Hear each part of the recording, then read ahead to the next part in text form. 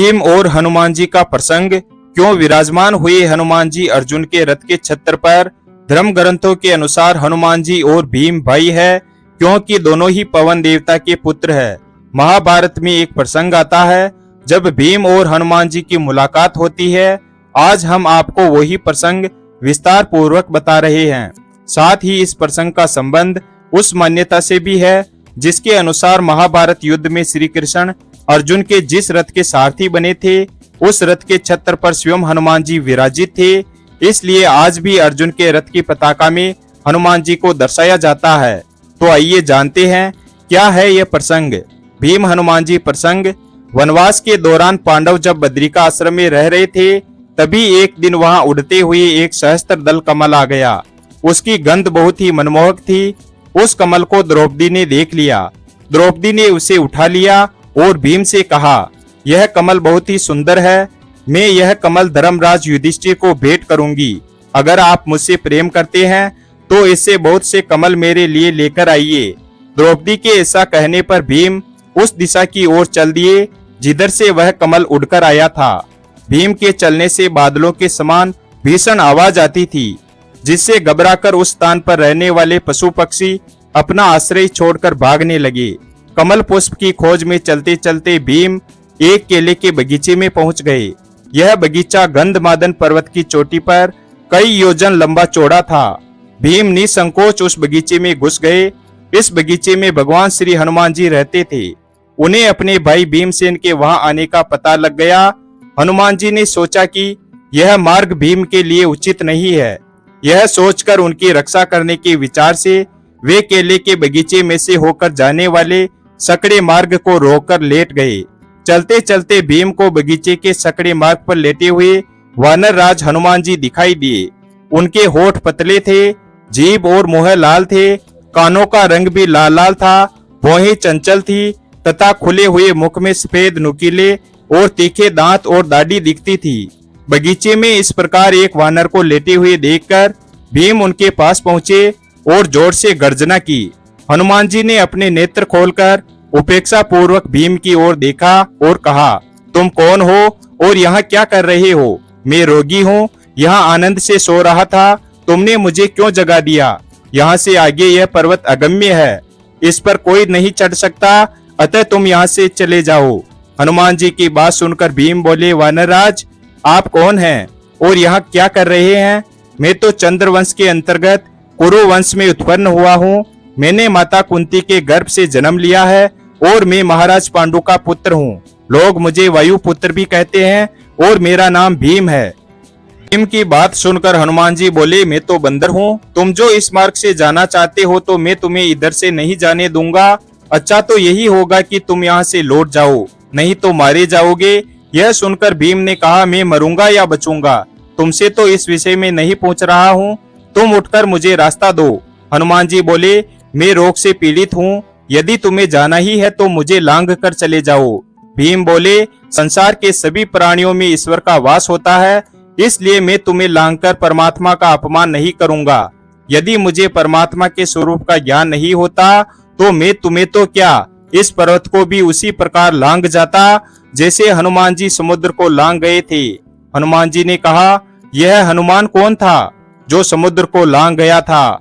उसके विषय में तुम कुछ कह सकते हो तो कहो। भीम बोले, हे वानरराज, वे मेरे भाई हैं। वे बुद्धि, बल और उत्साह से संपन्न तथा बड़े गुणवान हैं और रामायण में बहुत ही विख्यात हैं।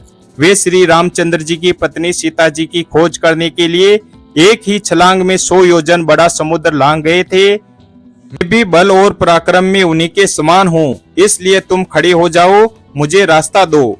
यदि मेरी आज्ञा नहीं मानोगे तो मैं तुम्हें यमपुरी पहुंचा दूंगा।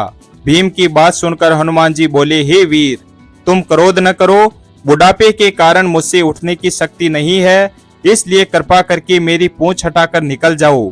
यह सुनकर भीम हंसकर अपने बाएं हाथ से हनुमान जी की पूंछ उठाने लगे, किंतु वे उसे टस से मस न कर सके। फिर उन्होंने दोनों हाथों से पूंछ उठाने का प्रयास किया, लेकिन इस बार भी वे असफल रहे। तब भीम लज्जा से मुख नीचे करके वानर राज के पास पहुंचे और कहा, आप कौन हैं? अपना परिचय दीजिए और मेरे कटु वचनों के लिए मुझे क्षमा कर दीजिए।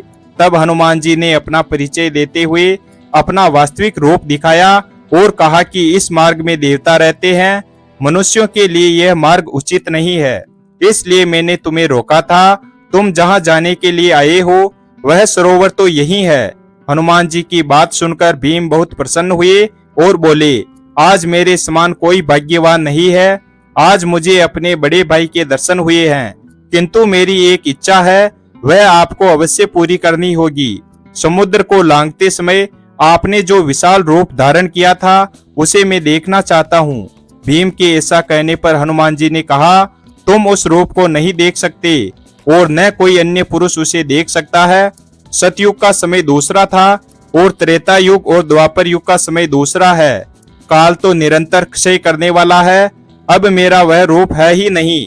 तब भीमसेन ने कहा, आप मुझे युगों की संख्या और प्रत्येक युग के आचार, धर्म, अर्थ और काम के रहस्य, कर्म फल का स्वरूप तथा उत्पत्ति और विनाश के बारे में बताइए। भीम के आग्रह पर हनुमान जी ने उन्हें सतयुग, त्रेता युग, फिर द्वापर युग व अंत में कलयुग के बारे में बताया। हनुमान जी ने कहा कि अब शीघ्र ही कलयुग आने वाला है, इसलिए तुम्हें जो मेरा पूर्व रूप देखना है वह संभव नहीं है।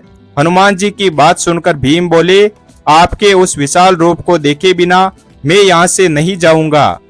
यदि आपकी मेरे ऊपर कृपा है तो मुझे उस रूप में दर्शन दीजिए। भीम के इस प्रकार कहने पर हनुमान जी ने अपना विशाल रूप दिखाया जो उन्होंने समुद्र लांघते समय धारण किया था।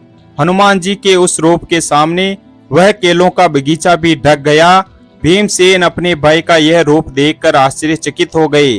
फिर भीम ने कहा, हनुमान जी, मैंने आपके इस विशाल रूप को देख लिया है, अब आप अपने इस स्वरूप को समेट लीजिए।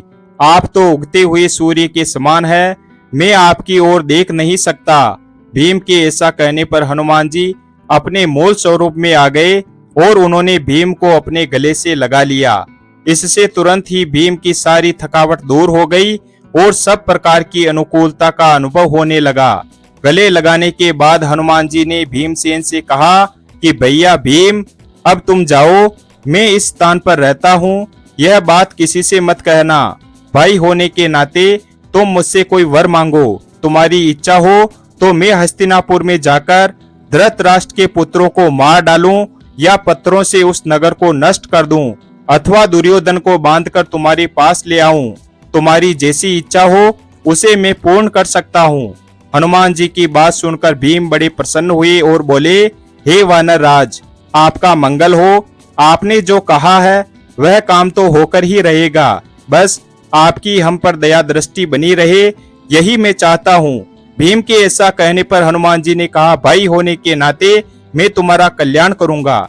जिस समय तुम शत्रु सेना में घुसकर सिंहनाद करोगे उस समय मैं अपने शब्दों से तुम्हारी गर्जना को बढ़ा दूंगा तथा अर्जुन के रथ की ध्वजा पर बैठा हुआ ऐसी भीषण गर्जना करूंगा जिससे शत्रुओं के प्राण सूख जाएंगे और तुम उन्हें आसानी से मार सकोगे। ऐसा कहकर हनुमान जी ने भीमसेन को मार्ग दिखाया और अंतर ध्यान हो गए। वीडियो अगर पसंद आया हो तो वीडियो को लाइक और हमारे चैनल शिव भक्त को सब्सक्राइब करें और अपने दोस्तों के साथ शेयर करें। धन्यवाद।